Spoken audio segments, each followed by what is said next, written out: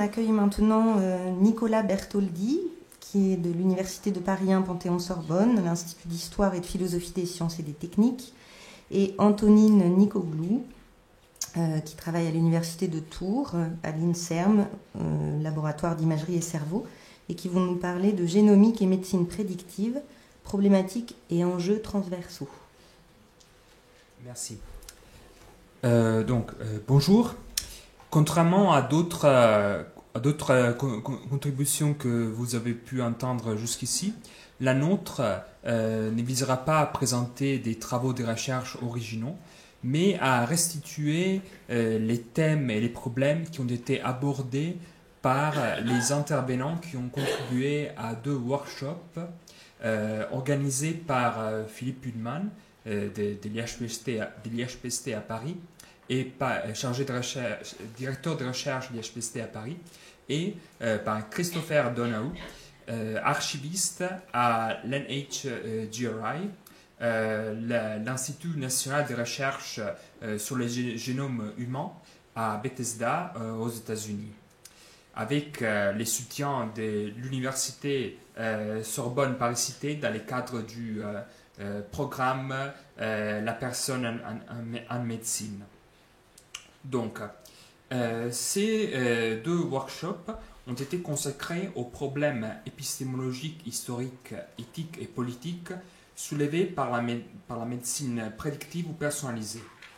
De telles questions touchent notamment à un vaste nombre de sujets, tels que, par exemple, les relations entre gènes et conditions environnementales dans l'émergence de certaines pathologies,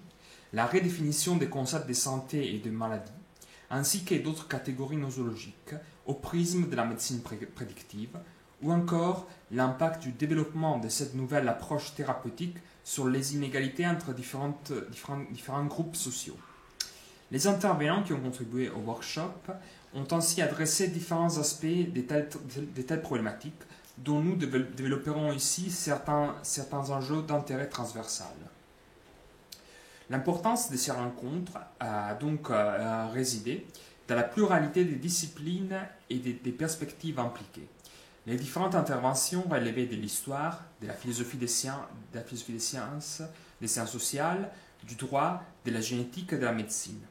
De surcroît, elles ont abordé non seulement les implications théoriques de la relation entre génomique et médecine de précision, mais également les conséquences pratiques d'une telle relation. Parmi les questions évoquées, l'on trouve notamment les implications des recherches génomiques sur les avancées du droit, les débats éthiques sur les statuts de tests génétiques à fin médicale, par opposition à celui des tests génétiques à fin d'identification, ou encore la question du rapport entre les techniques de récolte des données issues de la génomique et l'identité personnelle. Malgré une telle hétérogénéité thématique, il est néanmoins possible de dégager 3 axes thématiques transversaux. Premièrement, les rôles de la génomique dans la définition de la médecine prédictive et de précision. Deuxièmement, les recherches en génomique, la question de l'environnement et les projets génome humain. Troisièmement, les implications pratiques, éthiques et sociétales de la médecine de précision et de la génomique. Mais quels sont donc les rapports entre ces 3 axes? En quoi permet-il de saisir les différents enjeux des interfaces entre la génomique et la médecine prédictive et de précision? Donc, la première thématique transversale qui a été abordée au cours de ces workshops a donc été celle de la génomique dans la définition de la médecine prédictive et de précision. Catherine Decover, maître des conférences en éthique contemporaine à l'Université Lyon 3, nous a présenté les résultats d'une étude sur la manière dont les techniques de séquençage de l'ADN à haut débit influent sur la pratique médicale dans le cadre des consultations de génétique. Des entretiens effectués avec 5 professionnels de santé lui ont permis de souligner certaines difficultés auxquelles les cliniciens sont aujourd'hui confrontés, notamment en ce qui concerne les découvertes secondaires qui peuvent résulter de l'analyse du panel des gènes et de la prescription de séquençage complet d'exomes. En particulier, elle a émis l'hypothèse que de telles pratiques mettent les médecins face à ce que ces derniers ressentent comme une contradiction entre l'impératif de respecter l'autonomie du patient et celui de communiquer toutes les données à leur disposition. Ensuite, Marie Darasson, interne de médecine des hôpitaux de Paris, et Élodie Giroux, maître de conférences en philosophie à l'Université Lyon 3, sont intervenus au sujet des rapports entre médecine de précision et, d'une part, médecine des systèmes, et, d'autre part, médecine stratifiée. Donc, par médecine des systèmes, on entend la pratique médicale qui est basée sur la biologie des systèmes, alors que par médecine stratifiée, on entend une pratique médicale basée sur l'identification des sous-groupes de patients dont les mécanismes de la maladie, leur sensibilité aux maladies particulières ou leur réponse à un médicament sont différents. Plus précisément, Marie Darasson et Élodie Giroux ont montré en quoi la médecine des systèmes et la médecine stratifiée ont conduit à des changements épistémologiques dans la manière d'identifier les phénomènes pathologiques et également dans la manière d'évaluer les thérapies ciblées. Sandrine de Montgolfier, maître de conférences en éthique des sciences du vivant à l'Université de Paris-Est-Créteil, a également insisté sur les bouleversements éthiques et épistémologiques entraînés par les médecines de précision et prédictives sous l'impulsion des nouvelles technologies de séquençage, notamment dans les cas de l'oncogénétique. À partir d'une enquête de terrain auprès des services oncogénétiques, elle a conclu que de tels bouleversements impliquent de nombreux changements dans l'organisation du système des soins, dans la formation des professionnels de santé face à la prescription et puis face à l'interprétation des tests génétiques, mis en œuvre. Stéphane Tirard, professeur d'épistémologie et d'histoire des sciences à l'Université de Nantes, nous a présenté les programmes de recherche Data Santé, dont l'objectif est de questionner la manière dont la médecine de précision a transformé la pratique médicale par la construction et l'usage d'algorithmes et des données massives. Delphine Olivier, doctorante en philosophie à l'Université de Paris 1, est intervenue sur la question de la dimension prospective de la médecine prédictive en tant que projet médical. En retraçant l'histoire de ces concepts, elle a insisté non tant sur les rapports entre médecine personnalisée et génomique, mais plutôt sur les liens entre médecine personnalisée et l'ambition de constituer une véritable science de la santé individuelle. Elle a également saisi l'occasion pour revenir sur les ambiguïtés afférentes à l'idée que la compréhension des singularités individuelles doit permettre de renouveler la prévention. Lucie Laplane, chargée de recherche à l'Institut Gustave Roussy et à l'IHPST, nous a parlé des rapports entre recherche génomique et thérapie du cancer. En particulier, son intervention a porté sur les intersections entre deux modèles théoriques du développement du cancer, à savoir le modèle d'évolution clonale, qui décrit le cancer comme un processus évolutionnaire dans lequel l'accumulation d'altérations génétiques et épigénétiques cause la diversification des cellules cancéreuses dans l'espace et dans le temps, et les modèles des cellules souches cancéreuses, d'après lesquels les cancers imitent l'organisation des tissus et se développent à partir d'une fraction limitée des cellules cancéreuses ayant des propriétés similaires à celles des cellules souches. Elle a donc montré en quoi les restrictions que les seconds modèles du développement du cancer imposent aux patrons de développement identifiés par les premiers modèles peuvent affecter les choix thérapeutiques des médecins. Dominique Stoppal-Lyonnais, chef des services oncogénétiques à l'Institut Pasteur,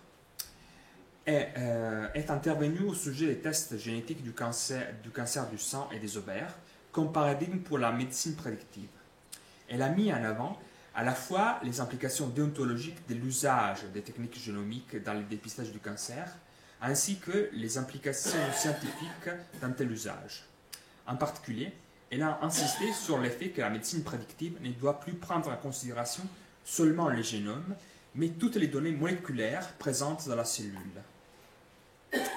Catherine Bourgan, généticienne et chargée de recherche à l'INSERM, s'est attaquée à l'idée que les questions soulevées par les rapports entre génétique clinique et médecine génomique pourraient se réduire à un simple problème des transferts technologiques. Au contraire, Elle a insisté sur les doubles mouvements des complexifications qui accompagnent la massification du recours à ces technologies. D'une part, la complexification du réseau d'acteurs concernés et, d'autre part, la complexification des modalités épistémologiques des convocations de l'explication génétique. Elle a donc conclu que, aux effets des seuils liés au changement d'échelle, s'ajoutent ainsi des évolutions fortes résultant de la diversification des mondes sociaux concernés. En conclusion, pour cet axe,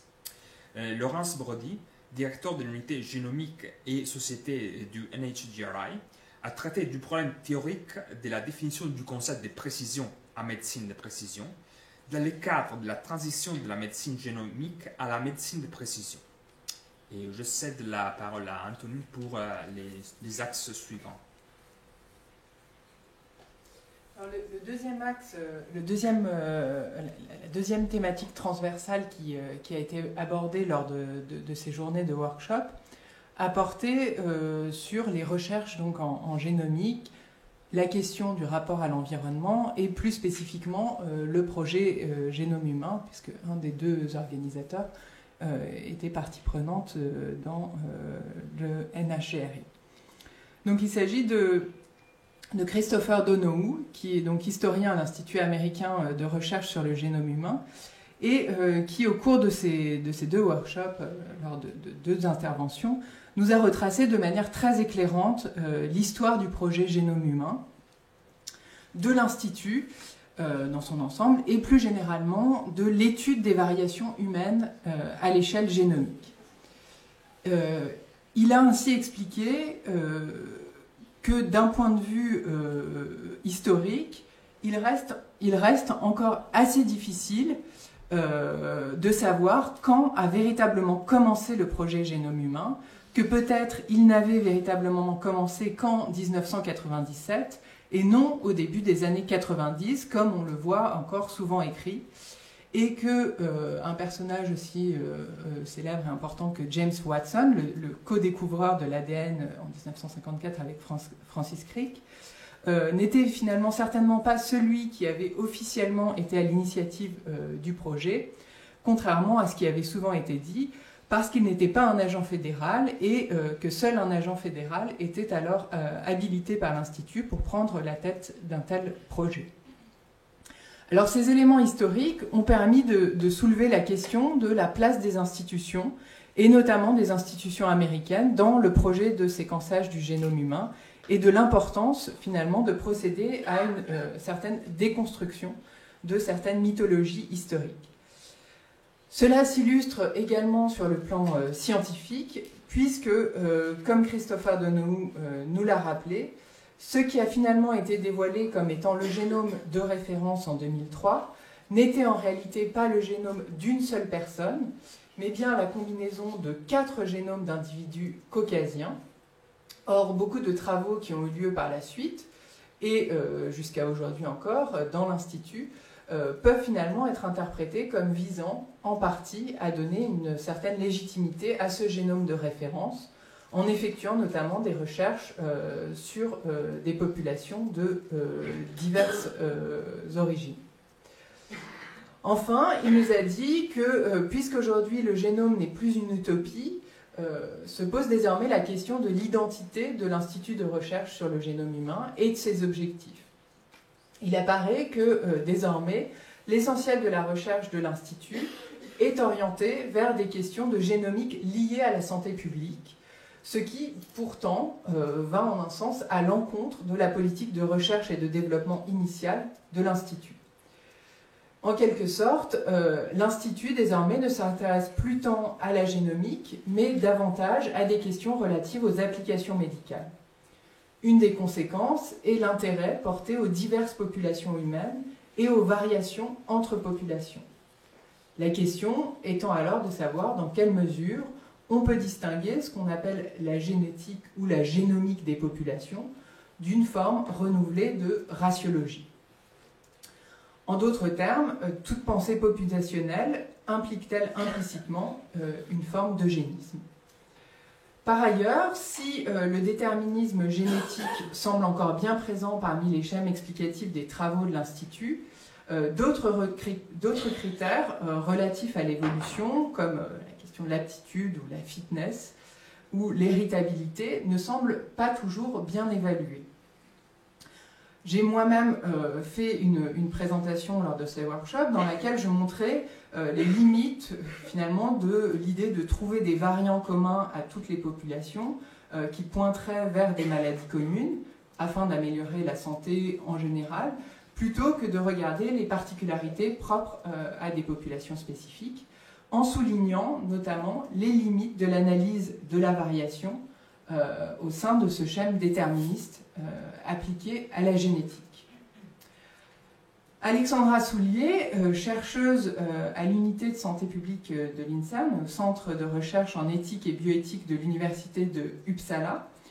a également abordé des problèmes soulevés par le rapport entre individus et groupes dans le cadre de l'éthique de la recherche sur le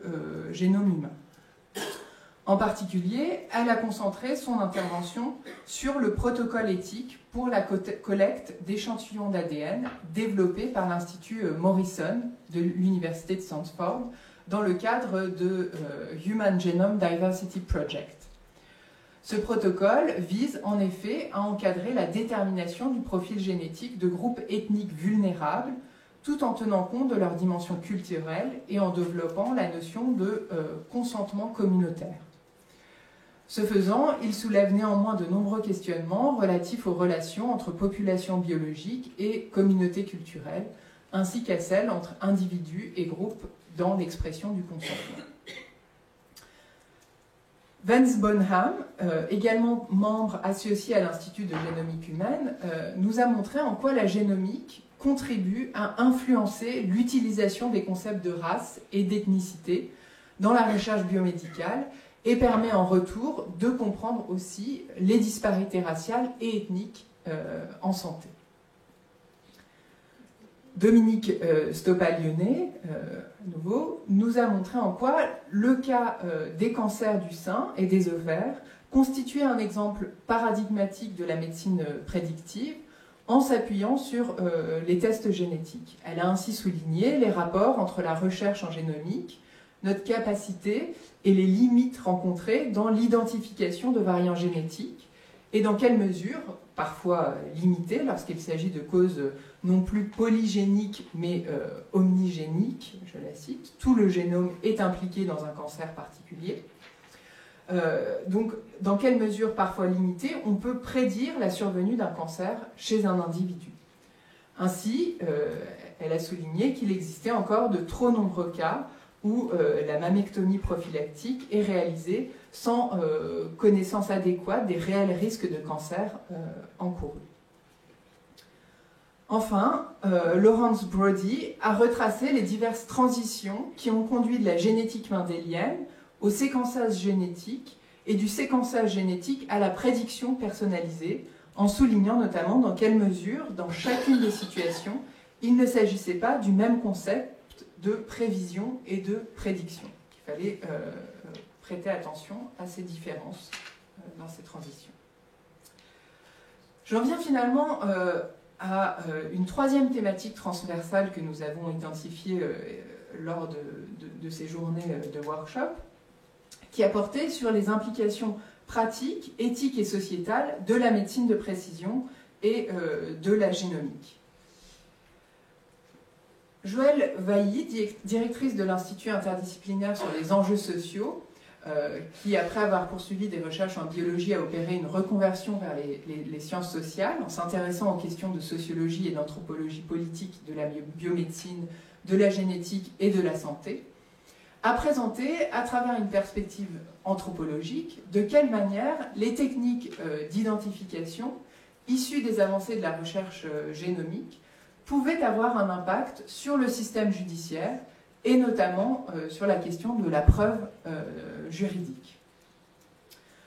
Dominique Stoppa-Lyonnet, qu'on a déjà évoqué à deux reprises, a donné son point de vue de praticienne sur la médecine systémique, en soulignant ses avantages pour le soin des individus, mais aussi ses limites en tant qu'elle a tendance à s'intéresser davantage aux maladies plutôt qu'aux spécificités des patients. Catherine Bourguin, donc, déjà évoquée également, généticienne et chargée de recherche à l'INSERM, a quant à elle montré que la génomique reposait souvent sur des promesses qui permettaient de mettre en mouvement des investissements qui eux-mêmes souvent sous-tendent des choix politiques qui bien trop souvent dépassent la sphère simple de la génomique et de ses enjeux théoriques.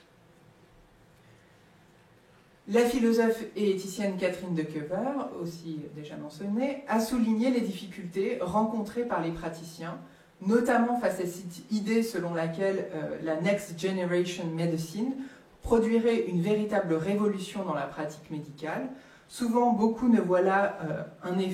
qu'un effet d'annonce qui ne répond pas forcément aux difficultés quotidiennes auxquelles ils sont confrontés. Et dans la continuité de ce scepticisme, Delphine Olivier, qui achève sa thèse à l'IHPST, Institut d'Histoire et de Philosophie des Sciences et des Techniques, intitulée Prévention et prédiction, comment penser l'articulation dans les sciences médicales, enquête historique et épistémologique, nous a invités à la prudence, et c'est opportun, en regard de la médecine prédictive et de ses prétendus visées et acteurs.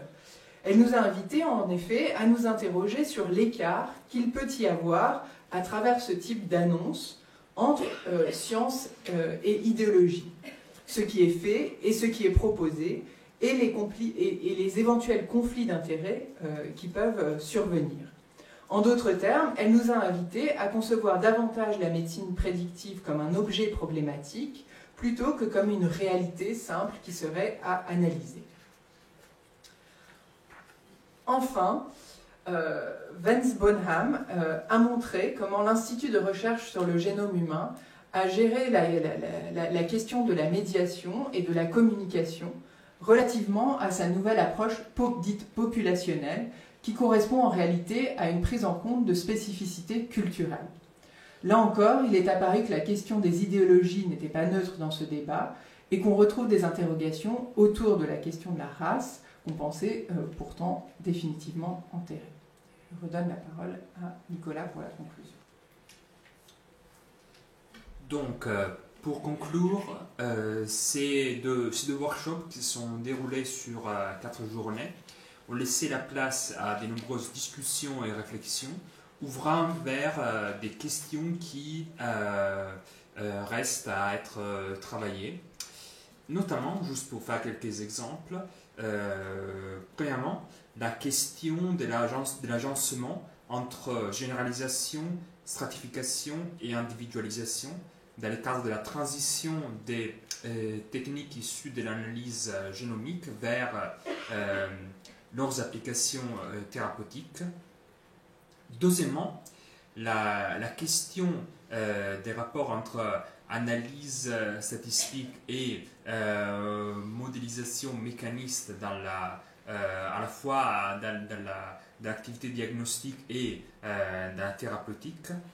Troisièmement, les problèmes de la distinction entre prédiction médicale dans la médecine, pour ainsi dire, classique et la prédiction dans la médecine prédictive. Quatrièmement, la question de la caution des sciences humaines que les sciences humaines apportent à certaines approches biomédicales en voulant trop rapidement adopter des représentations parfois erronées qu'ont les scientifiques de l'impact de leurs travaux ou de l'histoire au sein de laquelle ils s'inscrivent. Il semble désormais plus que nécessaire de s'appuyer sur des travaux historiques pour discuter certains présupposés théoriques. Et dernièrement, dans ces domaines, comme dans les sciences biologiques en général, se pose la question de l'accès aux données. Les données sont parfois accessibles au sens où elles existent, mais inaccessibles au sens où les big data requièrent des outils d'analyse qui reposent eux-mêmes sur des présupposés théoriques ou techniques pas toujours explicités. Ces présupposés restent donc à identifier.